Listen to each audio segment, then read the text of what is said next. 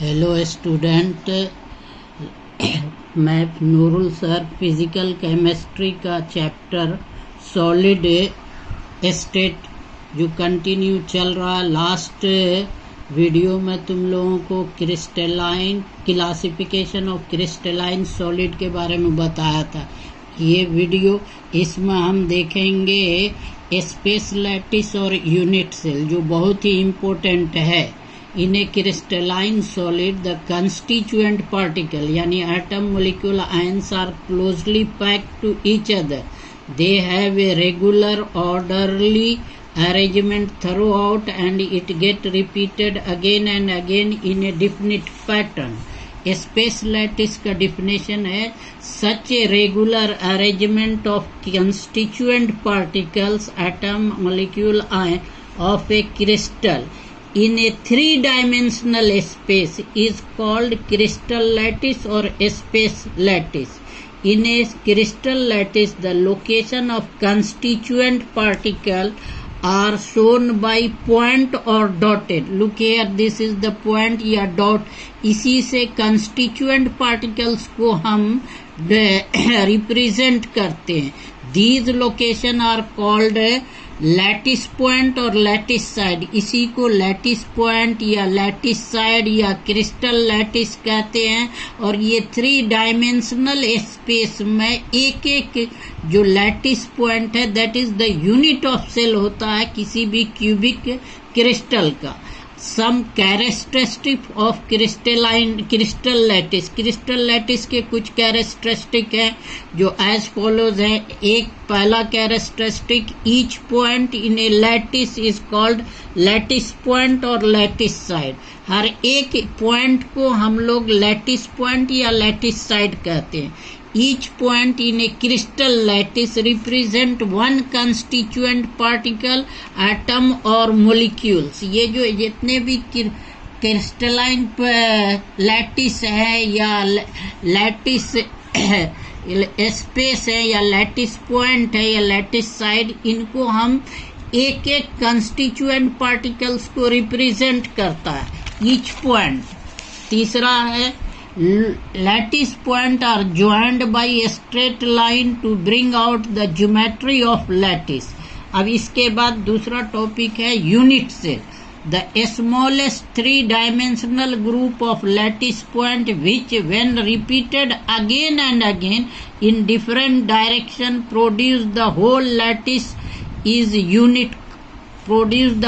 lattice is called unit cell.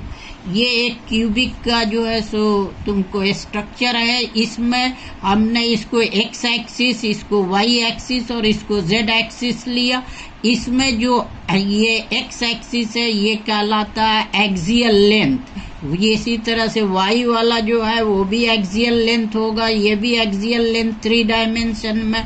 और जो angle in दोनों के बीच बना है इसको हम एक्सियल एंगल बोलेंगे। Thus a unit cell is a characteristic smallest unit of crystal. Parameters यही है parameter of a unit cell. An unit cell is characterized by the following parameter. Axial length, इसको एक्सियल लेंथ कहते हैं। जैसे ये length है, ये length है, ये सारे के सारे जितने लेंथ है इनको हम एक्सियल लेंथ और एक्सियल डिस्टेंस बोलते हैं। The relative length A B C of three edges along the three axes is called axial length. Or axial angle which is represented as alpha, beta, gamma. The axial angle alpha, beta, gamma between the pair of edge. Pair of edge में जैसे BC alpha, उसके बाद AB ये gamma और इसी तरह से CA ये बीटा है। is known as axial angle. इन तीनों को axial angle कहते हैं। Types of unit cell. The unit cell are divided into two categories. पहला होता है primitive unit cell और दूसरा है centered unit cell. Primitive unit cell, the unit cell in which constituent particles are present at its corner is called primitive unit cell और simple unit cell.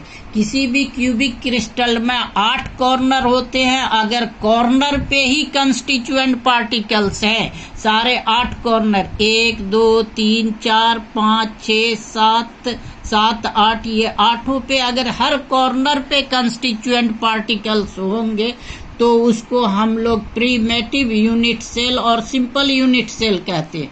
दूसरा जो है centred unit cell, when one और more constituent particles atom molecules और ion are represent at position other than corner. Corner को छोड़ के अगर कहीं पे कंस्टिट्यूएंट पार्टिकल्स हैं तो उसको हम लोग सेंटर्ड यूनिट सेल कहते हैं। अब ये सेंटर्ड यूनिट सेल जो है 3 टाइप के होते हैं।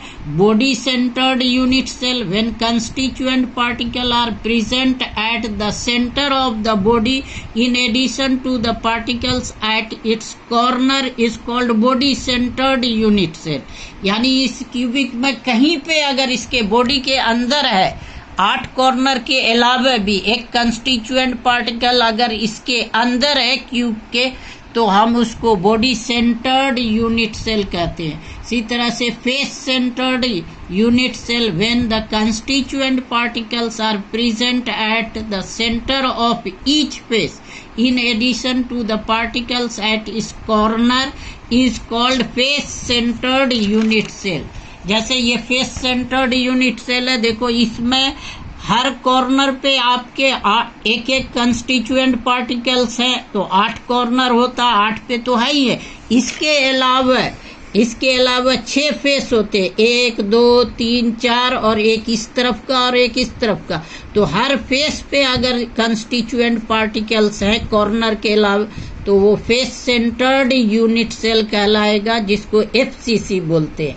इसी तरह से तीसरा है end centred unit cell, when the constituent particles are present at the centre of any 2 opposite face in addition to the particle at its corner is called end centered unit cell। जैसा देखो and centred unit cell है, इसके corner पे सब में constituent particle हैं। इसके अलावा अपोजिट फेस, 2 अपोजिट फेस में अगर कंस्टिट्यूएंट पार्टिकल एक एक हैं तो उसको कहेंगे एंड सेंटर्ड यूनिट सेल।